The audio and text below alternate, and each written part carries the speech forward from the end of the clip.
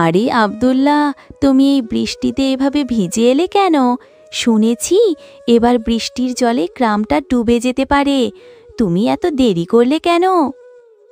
হ্যাঁ, ঠিক আছে, এই বৃষ্টিটা তো থামছেই না। মহাজন হাসানের কাছ থেকে কিছু টাকা আর শুকনো খাবার নিয়ে এসেছি। বাজারে কিছুই পাওয়া যাচ্ছে না, সব দোকান বন্ধ। বাবা, তুমি এসেছো, আমি ভয় পেয়ে গিয়েছিলাম। মা বলছিল বৃষ্টির জল আমাদের ঘরে ঢুকে যেতে পারে। ভয় পাস না মা, আল্লাহ আমাদের রক্ষা করবেন। এই নাও, কিছু শুকনো খাবার এনেছি। ফাতিমা, তুমি আর আয়েশা কিছু খাও। এতটুকু খাবারে কদিন চলবে? ঘরে চালও ফুরিয়ে গেছে। আয়েশা দুপুরে কিছু খায়নি। বাবা, শুনেছি বৃষ্টির জলে মাছের ঝাঁক ভেসে আসছে। আমরা কি ইলিশ ধরতে পারি? মা বেগুন দিয়ে ইলিশ রান্না করবে না? হ্যাঁ মা, তুই ঠিকই বলেছিস। চল, জালটা নিয়ে দেখি কি করা যায়। ফাতিমা, তুমি ঘরে থাকো, আমি আর আয়েশা একটু বাইরে যাচ্ছি। এই বৃষ্টিতে আকাশের অবস্থা ভালো নয়, তাড়াতাড়ি ফিরে আসবে কিন্তু। গ্রামের কাছের একটি পুকুর এখন বৃষ্টির জলে ভরে গেছে।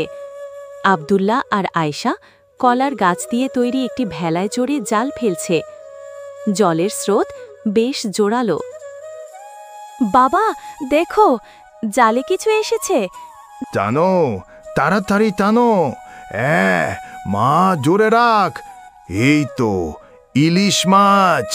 মাশাআল্লাহ, কত বড় ইলিশ!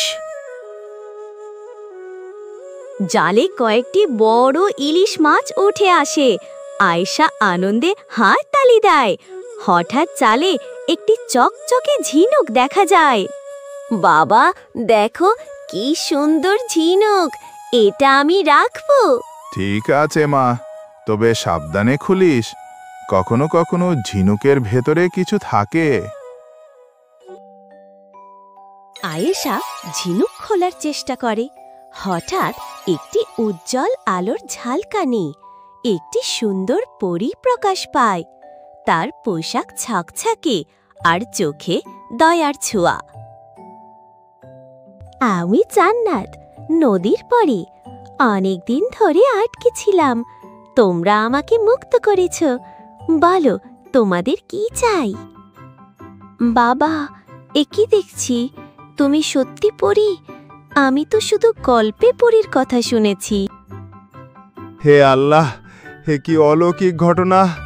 জান্নাত, আমাদের গ্রামে বড় বিপদ। বৃষ্টির জল সব ফসল নষ্ট করে দিয়েছে, মানুষ না খেয়ে আছে। আরে বাবা, তোমরা কষ্ট পাচ্ছ? আহা হা, এই নাও এই হাড়ি। এই হাড়িতে চাল কখনো ফুরবে না। আর এই নৌকাটা নাও, বৃষ্টির জলে এই নৌকা দিয়ে গ্রামের সবাইকে খাবার পৌঁছে দিও। তবে একটি শর্ত, সৎভাবে এগুলো ব্যবহার করবে। মাশাআল্লাহ, এই হাড়ি কি সত্যি চালে ভরে থাকবে? আমরা কি সবাইকে খাওয়াতে পারবো? হ্যাঁ মা, তবে মনে রাখবে, আল্লাহ সৎ লোকদের সাহায্য করেন। তোমরা গ্রামের মানুষের পাশে দাঁড়াও, আমি তোমাদের জন্য দোয়া করব। শুকরিয়া জান্নাত, তুমি আমাদের বড় উপকার করলে। আমরা তোমার কথা মনে রাখব। জান্নাত অদৃশ্য হয়ে যায়। আব্দুল্লাহ আর আয়েশা হাড়ি, নৌকা আর ইলিশ মাছ নিয়ে বাড়ি ফেরে।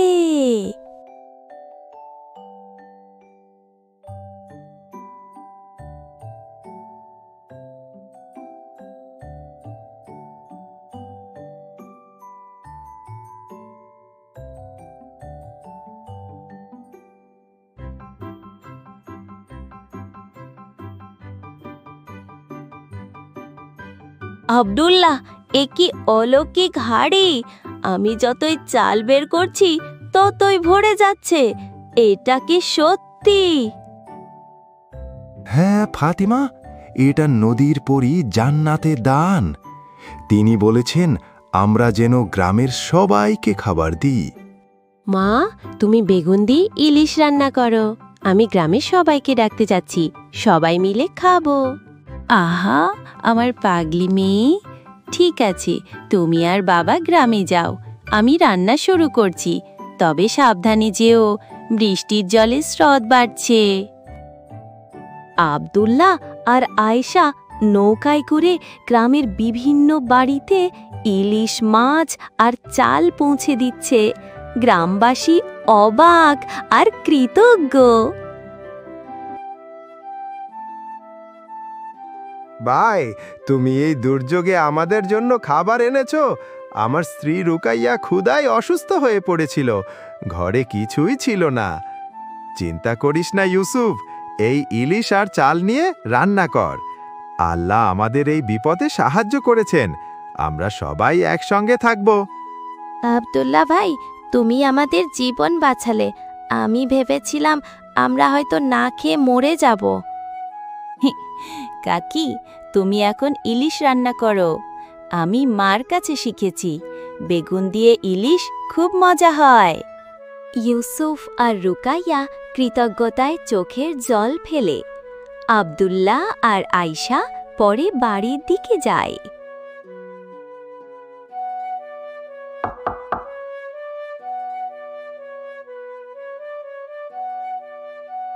আব্দুল্লাহ, এই কি করলে তুমি? আমার বাচ্চারা দুদিন ধরে কিচ্ছু খায়নি। এই মাছ আর চাল কোথায় পেলে? জোহরা আপা, এটা আল্লাহর রহমত। আমরা সবাই মিলে এই দুঃসময় পার করব। তুমি রান্না করো, আমরা আবার আসব। আব্দুল্লাহ আর আয়েশা মহাজন হাসানের বাড়িতে পৌঁছায়। হাসান প্রথমে রাগ দেখায়, কিন্তু পরে তার মন গলে যায়। আব্দুল্লাহ, তুমি আবার এখানে কেন? আমি কিন্তু এখন কোনো টাকা দিতে পারবো না, বরং তোমার কাছে যে টাকা পাই সেটা ফেরত দাও। আমি টাকা চাইতে আসিনি, এই দুর্যোগে সবাই কষ্টে আছে। এই ইলিশ মাছ আর চাল নেন আপনার পরিবারের জন্য। মহাজন চাচা, আমরা সবাইকে খাবার দিচ্ছি, আপনি নেন। মা বলেছে ইলিশ দিয়ে ভাত খুব মজা। তুমি আমার কাছে টাকা চাইতে এসেছিলে, এখন খাবার দিচ্ছ? এ কেমন কথা? মহাজন, এই বিপদে আমরা সবাই এক। আল্লাহ আমাদের সাহায্য করেছেন, আমরা সেই সাহায্য সবার মাঝে ভাগ করে নিতে চাই। আব্দুল্লাহ, তুমি আমাকে বড় শিক্ষা দিলে। আমি তোমার কাছে ঋণী। এই খাবার আমার পরিবারের জীবন বাঁচাবে। হাসান খাবার নেয়। আব্দুল্লাহ আর আয়েশা পরে বাড়ির দিকে যায়। আব্দুল্লাহ আর আয়েশা বাড়ি ফিরে। ফাতিমা ইলিশ রান্না শেষ করেছে। ঘরে খাবারের গন্ধ। বৃষ্টি একটু কমেছে। এসেছো তোমরা? গ্রামের সবাইকে খাবার দিয়েছো? আমি ইলিশ আর ভাত রান্না করেছি, এসো খেয়ে নাও। মা, সবাই কত খুশি। জোহরা আবার বাচ্চারা আমার সঙ্গে খেলল, আর মহাজন চাচা আমাকে ধন্যবাদ দিলেন। ফাতিমা, এই বৃষ্টির জল আমাদের অনেক কিছু শিখিয়েছে। আমরা যদি একসঙ্গে থাকি তাহলে কোনো বিপদই আমাদের হারাতে পারবে না। তুমি ঠিকই বলেছ। আল্লাহ আমাদের পরী জান্নাতের মাধ্যমে সাহায্য পাঠিয়েছেন, আর এই হাঁড়ি চাল দিয়ে আমরা গ্রামের সবাইকে খাওয়াবো। বাবা, তুমি আমার হিরো। আমি বড় হয়ে তোমার মতো হব, সবাইকে সাহায্য করব। আমার পাগলি মেয়ে, চল এখন খেয়ে নি। কাল আবার নৌকা নিয়ে বের হব, গ্রামের আরো মানুষের কাছে খাবার পৌঁছে দিতে হবে।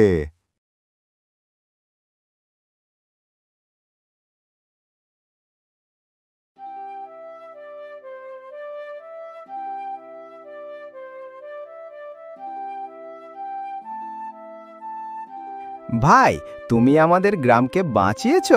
তোমার জন্য আমরা আবার হাসতে শিখেছি। এটা আমার একার কাজ নয়, আল্লাহ আমাদের সবাইকে এক করেছেন। আমরা একসঙ্গে থাকলে কোনো বিপদই আমাদের হারাতে পারবে না। আব্দুল্লাহ, আমরা সবাই মিলে ঠিক করেছি এবার ফসল ফলাবো। বৃষ্টির জল কমলে আমরা আবার ধান রোপণ করব। তুমি আমাদের নেতা হবে। জোহরা আপা, আমিও ধান রোপণ করব, আর আমি সবাইকে ইলিশ রান্না করে খাওয়াবো। আব্দুল্লাহ, তুমি আমাদের গর্ব। এই গ্রাম আবার ফিরে পেয়েছে তার হাসি। ফাতিমা, এটা আল্লাহর রহমত আর তোমাদের সবার সাহায্য। আমরা একসঙ্গে থাকলে সব সম্ভব। বাবা, আমি বড় হয়ে এই গ্রামকে আরো সুন্দর করব আর প্রতিদিন ইলিশ রান্না খাবো।